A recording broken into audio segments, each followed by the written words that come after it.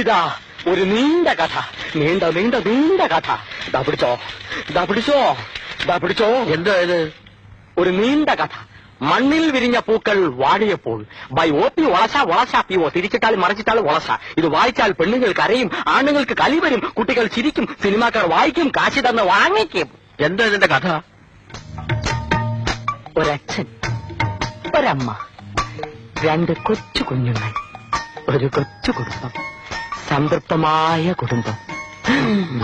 രാത്രി 12 മണി, നിശ്ചലമായ നിശ, എങ്ങും കനത്ത നിശബ്ദത. അതാ വീട്ടിൽ നിന്നും ഒരാൾ പ്രത്യക്ഷപ്പെടുന്നു. പ്രത്യക്ഷപ്പെട്ട് 1 ബോംബ്, 2 ബോംബ്, 3 ബോംബ്.